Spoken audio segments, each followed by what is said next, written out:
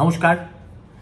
আজকে সারাদিন টিভির পর্দায় এই চ্যানেল ওই চ্যানেল ফ্লিপ করতে করতে যে দৃশ্যগুলো দেখলাম সেটা একটা অনবদ্য সুরিয়াল কোলাজের অংশ হতে পারে। সকালে দেখলাম হাওড়ায় যেসব অশিক্ষক কর্মচারী নিজেদের যোগ্য বলে দাবি করছেন তারা এক হাঁটু জলে দাঁড়িয়ে প্রতিবাদ করতে রাস্তায় তো নেমেছেনই, নবান্নে যাবেন বলে স্থির করেছে। তার কিছুক্ষণ পরেই দেখি মনোজিৎ মণ্ডলের একটার পর একটা ক্লোন বিভিন্ন কলেজে আবিষ্কৃত হচ্ছে, কখনো সোনারপুরে, কখনো ITI-তে। বিকেলবেলা আবার বাবু শুভেন্দু একসঙ্গে 50 জন মনোজিৎ মার্কা ছাত্র নেতার ছবি জনগণের সামনে নিয়ে এলেন। অন্যদিকে ওই ধর্ণা মঞ্চে বেচারা চাকরিহারা যোগ্য শিক্ষকদের অবস্থান চলছে তো চলছেই। শিক্ষামন্ত্রী কোথায়? তিনি সম্ভবত তুরীয় আনন্দে একটি কেচ্ছা অবলম্বনে তৈরি সিনেমায় অভিনয় করতে ব্যস্ত, সম্ভবত নাও হতে পারে। তবে তার পক্ষে এটাই উচিত কাজ, কেননা তার দফতরের তো আর কোনো কাজ নেই। গতকালই SSCর মামলায় সিঙ্গেল বেঞ্চের থাপ্পড় খাওয়ার পরে বেহায়া সরকার আবার ডিভিশন বেঞ্চে গেছে। এই ডিভিশন বেঞ্চ থেকে লিখে নিন এরা আবার সুপ্রিম কোর্টে যাবে, কেননা এ ব্যাপারে বিকাশবাবু একটা ঠিক কথা বলেছেন। সেটা হলো ফাইনালি মমতা বন্দ্যোপাধ্যায়ের লক্ষ্য হলো ভোটের আগে এদের একজনকেও চাকরি না দেওয়া, এবং সেটা সম্ভব করার জন্য যা যা করা দরকার সেটা তিনি এবার করে যাবেন। একদিকে রিভিউ পিটিশনের নামে টুপি দিয়ে যাবেন, অন্যদিকে সুপ্রিম কোর্টের আদেশে সুস্পষ্ট নির্দেশ থাকলেও একেবারে ইংরেজিতে যাকে বলে trying to square A zero, সেই চেষ্টা তিনি চালিয়ে যাচ্ছেন কল্যাণ বন্দ্যোপাধ্যায়ের মাধ্যমে। সে চালান। এত কাণ্ডের মধ্যে কোনো কিছু নিয়ে মুখ্যমন্ত্রী রাগ কাটেননি। হঠাৎ করে তিনি একটা লম্বা টুইট দিয়েছেন, তাও আবার ইংরেজিতে, কোচবিহারের একটা ঘটনা নিয়ে। সেই টুইটটা পড়ে আমার মনে হলো সত্যি দিদিমণি এবার ভয় পেয়ে গেছেন। যারা ভূতের ভয় পায় দেখবেন তারা একা একা অন্ধকার ঘরে থাকতে চায় না। আমার গিন্নি এমন, বাতি নেভালেই তার মনে হয় ভূত শিয়রে দাঁড়িয়ে আছে। মমতা বন্দ্যোপাধ্যায়ও একটা পরাজয়ের ভূত সম্ভবত দেখছেন, এবং সেই জন্য যে অস্ত্রটা তিনি বারবার বারবার প্রয়োগ করেছেন, সফল হয়েছেন, আবার সেটা প্রয়োগ করতে চাইছেন। একটা ছোট্ট ঘটনাকে মস্ত বড় চেহারা দিয়ে, সবচেয়ে বড় কথা তিনি বিরোধীদের ঐক্যবদ্ধ হওয়ার আহ্বান জানিয়েছেন বিজেপির এই সিস্টেমিক অ্যাসল্ট অন ডেমোক্রেসির উপর। কেন? তিনি তার টুইটে লিখেছেন, I am shocked and deeply disturbed to learn that the Foreigners Tribunal in Assam has issued an NRC notice to Uttam Kumar Brojabashi, a Rajbongshi resident of Dinata in Kuchbihar for over 50 years. Despite furnishing valid identity documents, he is being harassed on suspicion of being a foreigner, illegal migrant. এটাকে তিনি কি বলছেন? এটাকে তিনি বলছেন, this is nothing short of a systematic assault on democracy. It is proof that the ruling BJP dispensation in Assam is attempting to implement NRC in Bengal, where it holds no power or jurisdiction. সেখানেই থামছেন না। The unconstitutional overreach is anti-people and exposes BJP's dangerous agenda of bulldozing democratic safeguards and erasing the identity of Bengali people. তারপরেই নিজে বিপদে পড়লে তিনি যেটা করে থাকেন, this alarming situation calls for urgent unity among all opposition parties to stand up against BJP's divisive and oppressive machinery. Bengal will not stand by as the constitutional fabric of India is torn apart. আসামের একটা tribunal থেকে কয়েক বছর আগের একটা চিঠি সম্ভবত ভুল করেই কোচবিহারের ওই ভদ্রলোকের কাছে এসে পৌঁছেছে। আচ্ছা, এটা থেকে আমাদের মুখ্যমন্ত্রী যে তীব্র ভাষায় প্রতিক্রিয়া জানিয়েছেন, তাও রানীর ভাষায়, সেটি কি ওয়ারেন্টেড বলে আপনাদের মনে হয়? Systematic assault on democracy, Assam government overreaching, BJP has a nefarious design and therefore it honored to combat it. সমস্ত বিজেপি বিরোধী দলের উচিত অবিলম্বে আয় তবে সহচরী হাতে হাতে ধরি ধরি নাচিবি ঘিরি ঘিরি গাহিবি গান করা। দেখুন, এই যে ইন্টেন্সিভ রিভিশন দিয়ে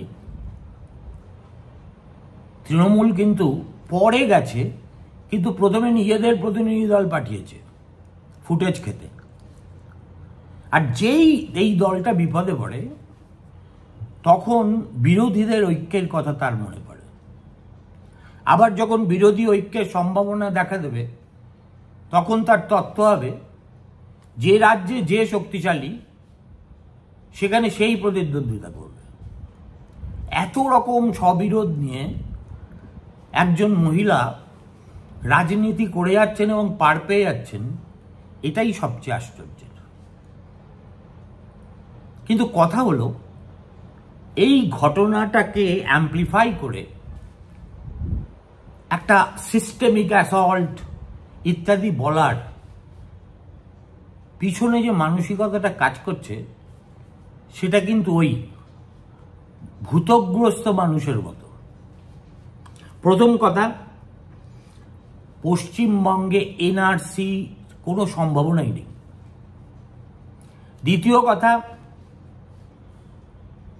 আসামের ট্রাইব্যুনাল যদি ভুল করে একটা চিঠি কোচবিহারে একজন বৈধ নাগরিককে পাঠিয়ে থাকে, সেটা আসাম সরকারের ওভাররিচ, এই ধরনের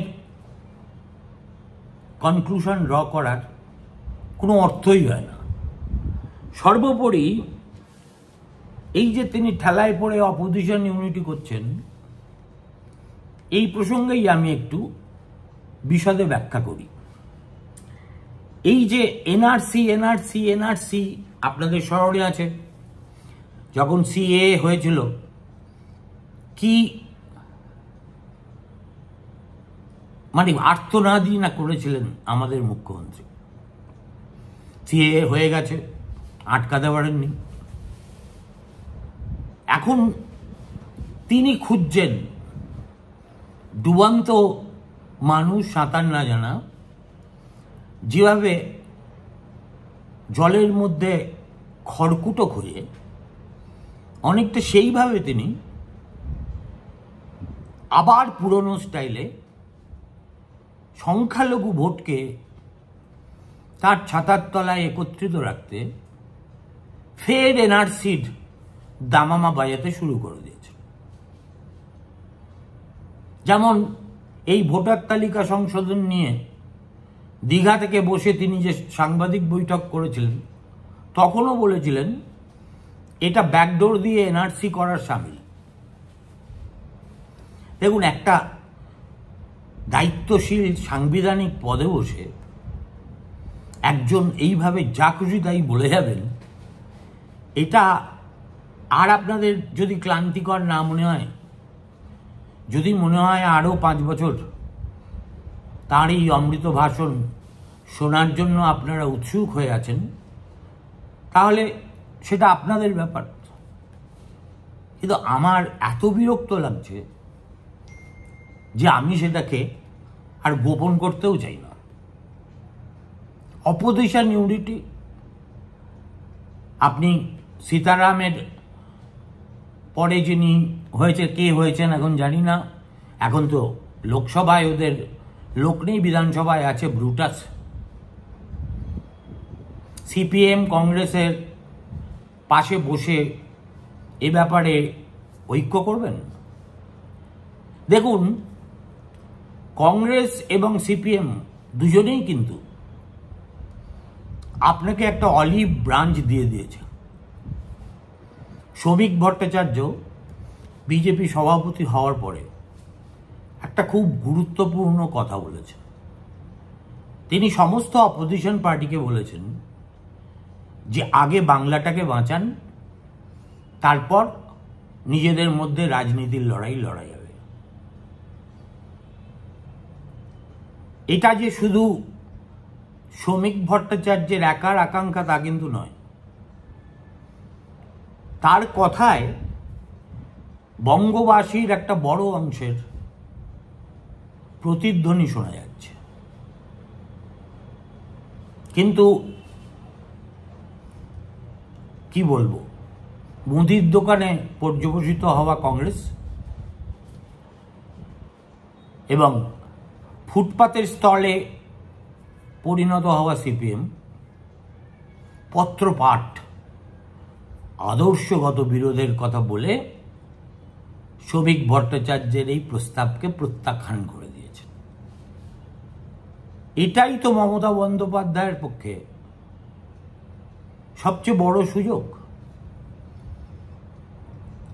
বিজেপি বিরোধিতা করতে গিয়ে এ রাজ্যে কংগ্রেস এবং বাম যে রাজ্যের স্বার্থ জলাঞ্জলি দিতে প্রস্তুত, সে কথা তারা জানিয়ে দিয়েছে। তাদের কাছে আদর্শগত ছুতমার্গ তাই বড়। তাদের বলে লাভ নেই যে একসময় চিয়াংকাই শেখ আর মাও সেতুং হাত মিলিয়েছিলেন যখন জাপানিরা আক্রমণ করেছিল। When in crisis you sing differences। আর একটা ইলেকটোরাল সমঝোতা তো কোনো বড় ব্যাপারই নয়। 89-এ রাজীব গান্ধীকে তাড়াতে অটল বিহারী বাজপেয়ীকে খুব কাছের লোক মনে হয়েছিল। এখন প্রশ্ন হচ্ছে, এরা এই দুটি পার্টি যদি তাদের এই লাইনে অবিচল থাকে, আমি যতটুকু এ বাংলার রাজনীতি বুঝি, আমার অভিজ্ঞতা থেকে দেখেছি, তাতে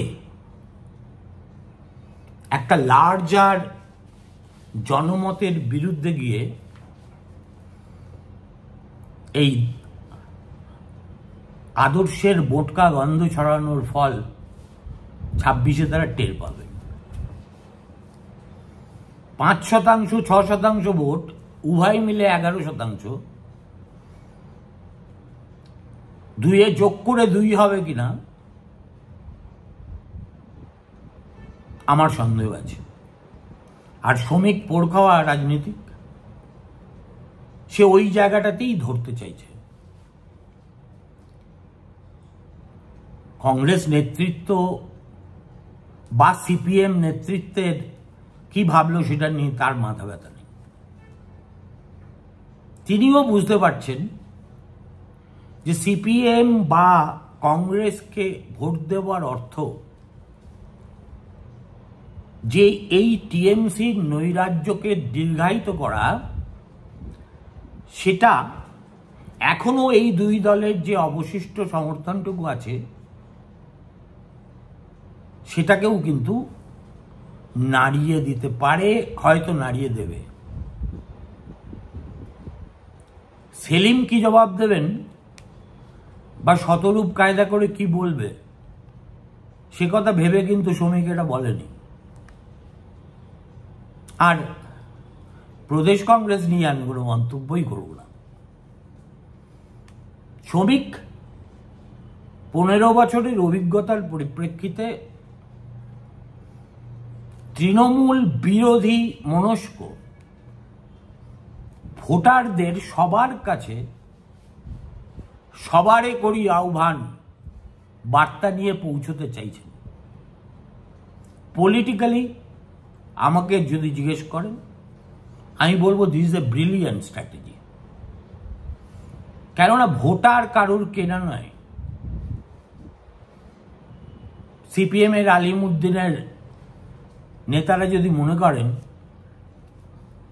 যে 5% আপনাদের বা 6% আপনাদের ভোট দিয়ে থাকে, তারা নাক কেটে পরের যাত্রা অঙ্গ করেই যাবে, don't take them for granted. কংগ্রেসেরও একই ব্যাপার কি। আবার সুতরাং মমতা বন্দ্যোপাধ্যায় যে বিরোধী ঐক্যের ডাক দিয়েছেন, আপনাদের উচিত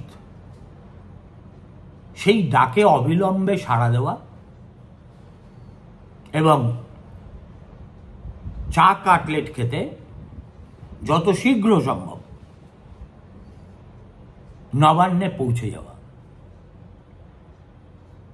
কেননা সত্যিই যদি আপনাদের কাছে লড়াইটা আদর্শগত হয় এবং সেই কারণে বিজেপি বিরোধিতার প্রশ্ন ওঠে, তাহলে Mamata is the best bet. কংগ্রেসের সঙ্গে তো মমতার কবি খুশি কবি গম হয়েই যাচ্ছে সেই 98 সাল থেকে। বামেরা পারে না, চক্ষু লজ্জা আছে,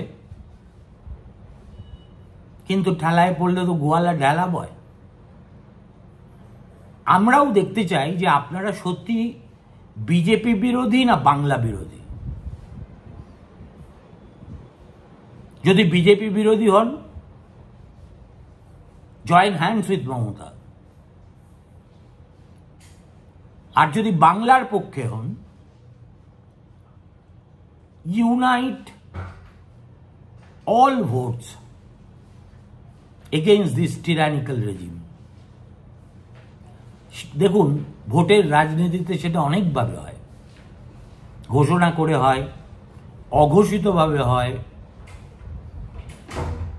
এতই যদি আদর্শগত ছুতমার্গ থাকে, তাহলে আমি বলবো ওই 5% জন্য লড়ে কি লাভ। 294টায় 0 পেয়েছেন গতবার।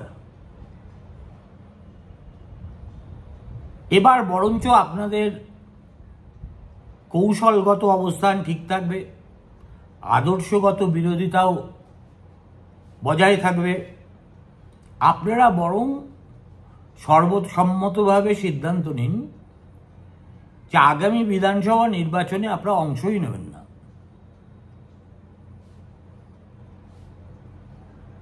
সুতরাং আর কংগ্রেস সম্পর্কে কোনো কিচ্ছু বলা যায় না। তার কারণ অধীর চৌধুরী যতদিন কংগ্রেস সভাপতি ছিল, তার তৃণমূল বিরোধিতা এত মজ্জাগত, হি ওয়াজ স্টিকিং লাইক এ সোর থাম। অধীরের জায়গায় শুভঙ্কর এসছেন, তিনি নরমপন্থী না চরমপন্থী এখনো পর্যন্ত বাংলার লোক তা বুঝে উঠতে পারেনি। একটা জিনিস বোঝা গেছে, হাইকমান্ড নামক ওই ভয়ঙ্কর উপদ্রবটি তাকে যা করতে বলবে তিনি মুখ বুঝে অন দ্য ডটেড লাইন সই করবেন। যদি বলে টিএমসির সঙ্গে সমঝোতা করো, 10টা আসন পাবে তাই নাও, শুভঙ্কর সরকার ঠিক সেটাই করবে। ফলে মমতা যেমন একদিকে অলিভ ব্রাঞ্চ বাড়িয়ে দিয়েছেন, অন্যদিকে তেমনি আপনাদেরও কিন্তু এই প্রস্তাবটা ঐক্য শুধু দিল্লিতে হবে আর পশ্চিমবঙ্গে নিজেদের মধ্যে লাঠালাঠি করে মরবেন, এটা তো হতে পারে না, হওয়া উচিত নয়। এটাই হচ্ছে। যদিও আমার প্রশ্ন হলো 2026-এর ভোট আমি যা বুঝি হয় বিজেপি বিরোধিতাকে অর্থবহ করতে বিজেপি বিরোধী ভোট সব একত্রে ফেলার জন্য মমতা বন্দ্যোপাধ্যায়ের সঙ্গে একই নৌকোয় সওয়ার হন, আর যদি মনে করেন যে পশ্চিমবঙ্গের স্বার্থ এমন একটা ক্রান্তিকালে রাজ্যটা এসে পৌঁছেছে যেখানে রাজ্যটাকে বাঁচানো সর্বাগ্রে জরুরি, তাহলে যারা পারবেন না বিজেপির সঙ্গে একসঙ্গে আসতে, তারা বরঞ্চ ভোটে যোগদান করা থেকে বিরতই থাকুন। তাতে আমনে সামনে টক্কর হবে, তখন দেখা যাবে কি হয়। আর এই যে দুকুল রক্ষা করতে গিয়ে বাইট দেওয়ার সময় প্রচণ্ড ধর্মনিরপেক্ষতা আর ভিতরে ভিতরে অন্যরকম ভাবা, এটা ছাড়ার সময় এসে গেছে। Because this is a question of survival of our motherland, which is Bengal. এবং এই বাংলা মায়ের স্বার্থের সঙ্গে 2026-এ যারা গদ্দারি করবে, আমার এই 43-44 বছরের অভিজ্ঞতার পরিপ্রেক্ষিতে বলছি, জনতার আদালতে তাদের কিন্তু মৃত্যুদণ্ড হবে। ভালো থাকবেন, নমস্কার।